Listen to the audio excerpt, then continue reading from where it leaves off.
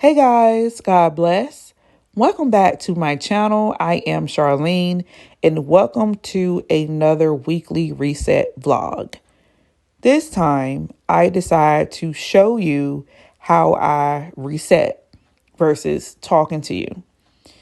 I have been utilizing bulletin boards and calendars, and I've used my planner and I use my desk calendar, which I told you guys that those things don't really work for me. However, I'm not going to just throw them away because one, I've already purchased them. And two, I'm learning something very, very valuable about how I process and how I do things. And one thing that has always helped me is repetitious behavior. So I am going to write what I need to do in as many places as I possibly can. That's visible and not visible. So I'm going to write it in the planner. I'm going to write it in the desk calendar. I'm going to put it on sticky notes. I'm going to put it on my bulletin boards. I am going to put it in my phone. I am going to write what I need to do and what I want to accomplish in as many places as I can. This is something that I used to do, and I used to get a lot done and a lot accomplished, even if I never physically went back to one or more of those locations. And I'll tell you what I mean by that. Let's say for this week, I want to finish First Thessalonians. So then I'm going to write it on my calendar on the wall. I'm going to write it in my planner. I'm going to write it on my desk calendar. I'm going to write it on a sticky note and place it on my wall. I'm going to put a reminder in my phone. I'm going to put something in my Bible. The list just goes on and on and on.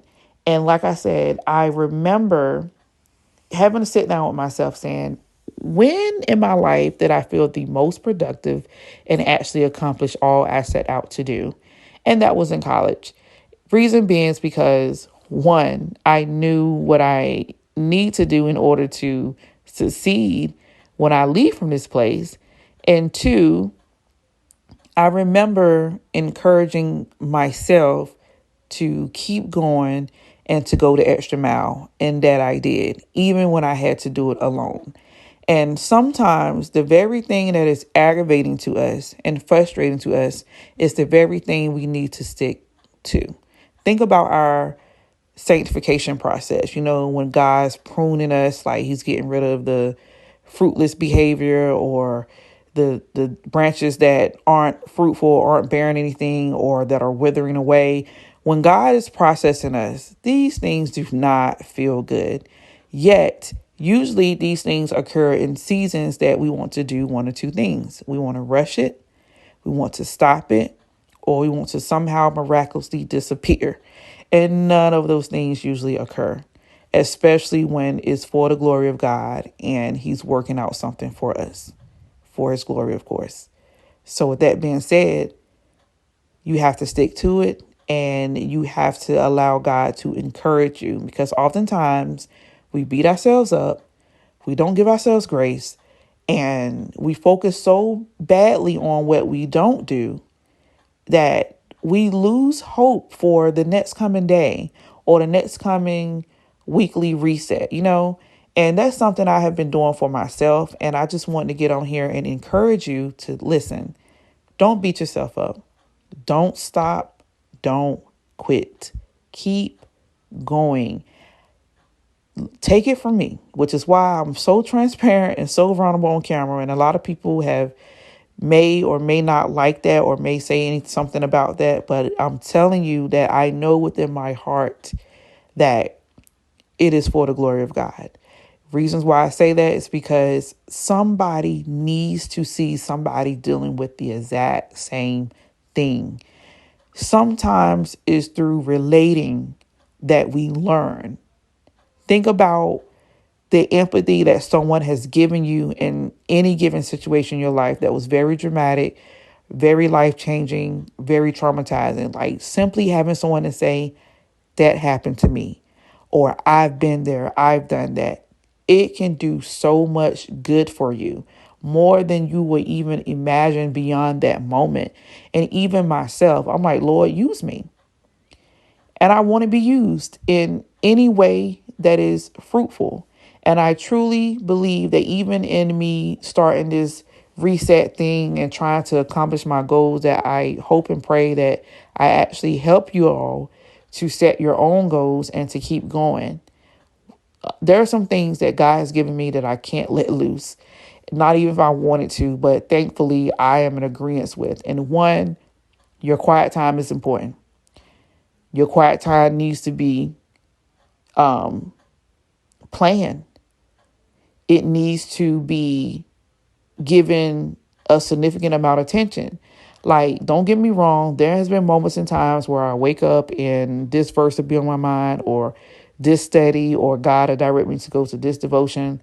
But because I have made a habit of making sure my quiet time is established, I know that has helped me even on the days that God decides to take a detour.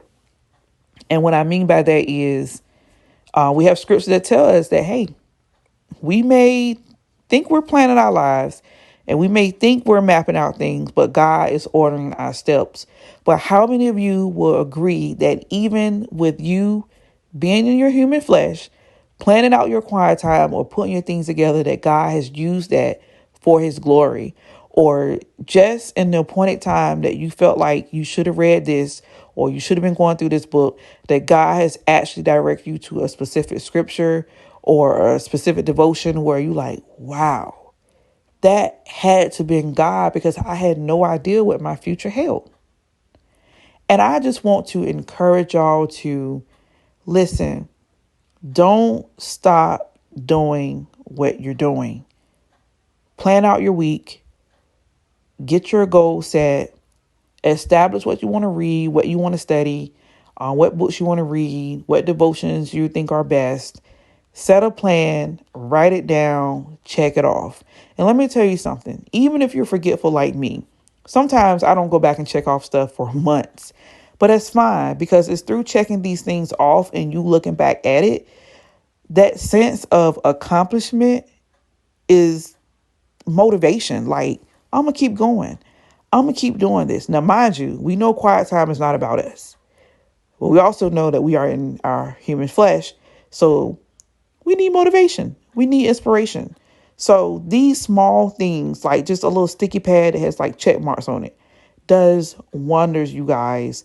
Get your little sticky note, get your little pad, get your little to-do list. I got mine from the dollar store, or get a bulletin calendar like I just had, and do what works. Map it out, write it out, and give the rest to God. Don't focus on the negative, focus on the positive, and thank God for the small things. I just want to share that with y'all. I love y'all. God bless. Take care.